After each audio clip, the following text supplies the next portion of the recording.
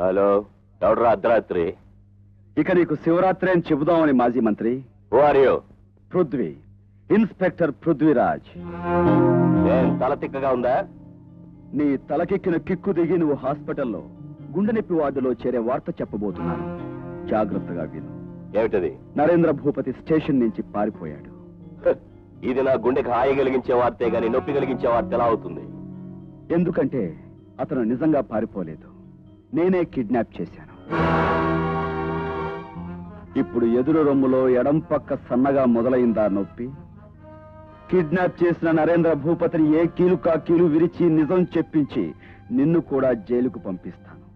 నిజంగా నీకు గుండె ఉంటే హృద్రోగంతో చావు.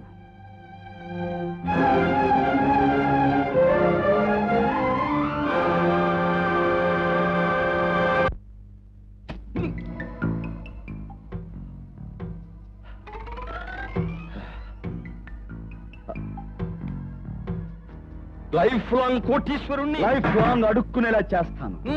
పవర్ ఏమిటో? నీ పవర్ కు ఫ్యూజ్ ఎప్పుడో కొట్టేసింది. మాయల పకీరు ప్రాణం ఉన్న చిలక సప్త సముద్రాలకు అవతల ఎక్కడో ఉన్నట్టు ఇప్పుడు నువ్వు ఎక్కడున్నావో ఏం చేస్తున్నావో ఎవ్వరికీ తెలియకుండా ఇక్కడ కట్టి పడేశాను. నా క్షమైనా జరిగిందో? Nothing will happen. ఎందుకంటే నువ్వు పారిపోయిన ఖైదీ. కేసు నా మీదకు రాదు. చెప్పు, నీ తమ్ముడు ఎలా తప్పించుకున్నాడు? నేను చెప్పను. ఓకే.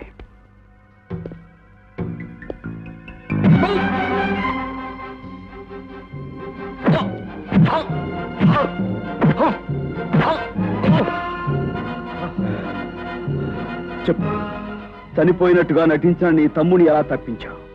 చెప్పకపోతే చంపేస్తావా? ఏం చేస్తావు? నువ్వు నన్ను చంపలేవు. ఆ సంగతి చెప్పించను. ఆల్ రైట్, చంపాలన్న ఆలోచన నాకు ఇంతవరకు రాలేదు, కానీ ఇప్పుడు వచ్చింది. నన్ను చంపి తప్పించుకోలేవు. తప్పించుకుంటాను. పారిపోయిన నువ్వు కనిపించావని, పట్టుకోబోతే నన్నే చంపబోయావని, ఎన్కౌంటర్లో నేను కాల్చి చంపానని చెప్పి తప్పించుకుంటాను.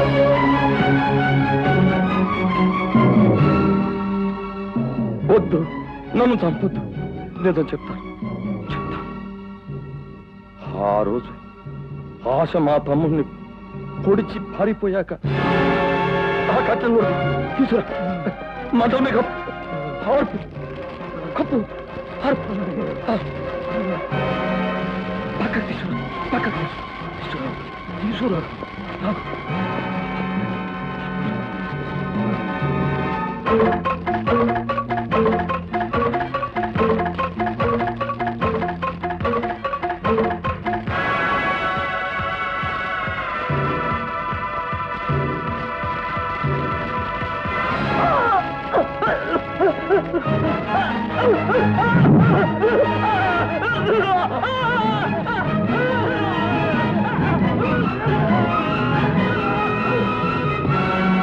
అలా చట్టాన్ని మాయ చేశారు. ఇప్పుడు నువ్వు బతికినా చచ్చినట్టే నల్లరేగడి. ఇక నీ బతుకు నల్లరేగడిలో కలిసిపోవాల్సిందే.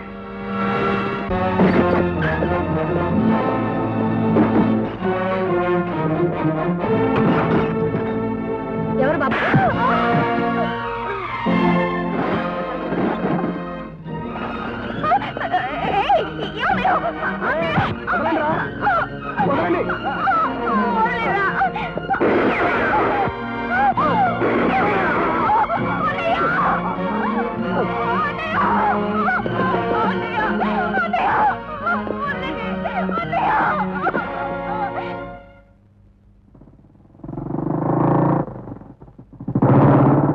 రేయ్, అర్జెంటుగా నాకు పెట్రోల్ కొట్టరా.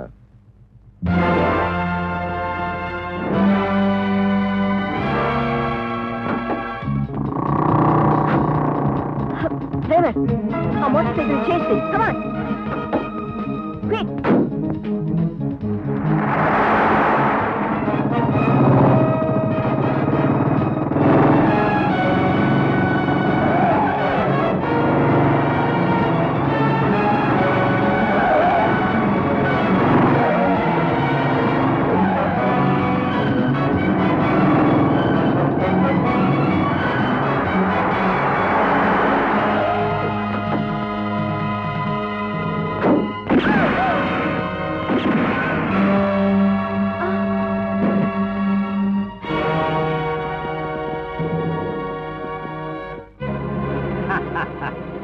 చచ్చిపోయాడనుకున్న ఫణీంద్ర బతికున్నాడని తెలియగానే నీ మతి గతి తప్పుతుందని, ఏ వ్యక్తిని చంపిన కారణంగా నీ కూతురు ఉరికమ్మ ఎక్కబోతోందో ఆ వ్యక్తి బతికున్నాడని తెలియగానే నీ కూతుర్ని కాపాడుకోవచ్చన్న పిచ్చి భ్రమతో పిచ్చి దానిలా వెంటబడొస్తావని తెలిసే మేము ఈ ప్లాన్ వేశాం. నువ్వు వచ్చేసావు. రేయ్, తీసుకెళ్ళండి దీన్ని.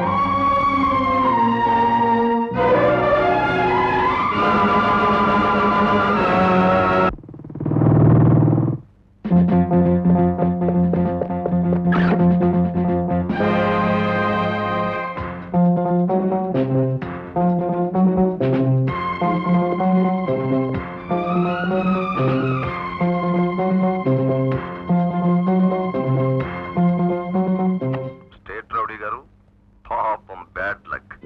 మీ తెలివితేటల్ని మా అతి తెలివితేటలు జయించాయి.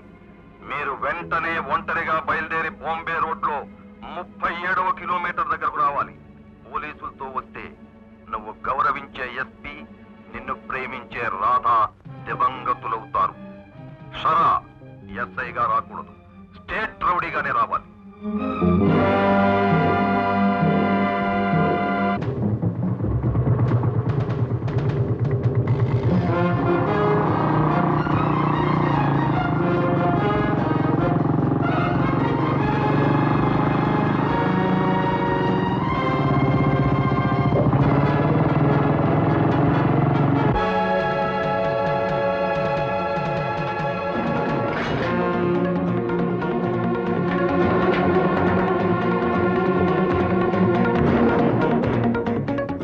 ఇన్స్పెక్టర్ ఉరఫ్ స్టేట్ రౌడీ గారికి స్వాగతం. నువ్వు ఈయన్ని కిడ్నాప్ చేసి దాచిన స్థలాన్ని ఎలా కనిపెట్టావా అని ఆశ్చర్యపోతున్నావా?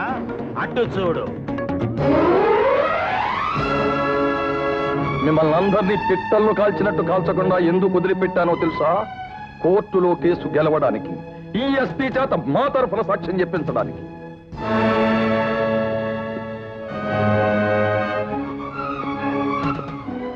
నేను ఎస్పీ గారిని తీసుకుని కోర్టుకు వెళ్తున్నాను. ఎస్పీ గారినే కోర్టుకు పంపిస్తాం. నన్ను నువ్వే కిడ్నాప్ చేశావని చెబుతాను. ఈమె అవునంటుంది. డిఐజీని నరేంద్ర భూపతి కాల్చలేదు, కోపంతో పృథ్వీరాజే కాల్చాడని చెప్తాం. ఆవిడ అవునంటుంది. ఈ భూపతి బ్రతికి లేడు, చనిపోయాడు అని చెబుతాను. ఆమె అవును అంటుంది. అనకపోతే అక్కడ రాధ చస్తుంది, ఇక్కడ నువ్వు చస్తావు. మేము వెళ్తాం.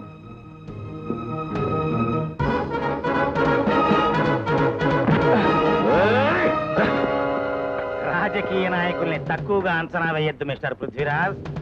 పాల సముద్రాన్ని మదిస్తే మొదట వచ్చిన విషాన్ని శివుడు మింగాడు, ఆ తర్వాత వచ్చిన అమృతాన్ని దేవతలు మింగారు. కానీ పురాణం అక్కడితో ఆగిపోలేదు. ఆ తర్వాత రాజకీయం అనే వింత పదార్థం పుట్టుకొచ్చింది. దాన్ని మేం మింగాం.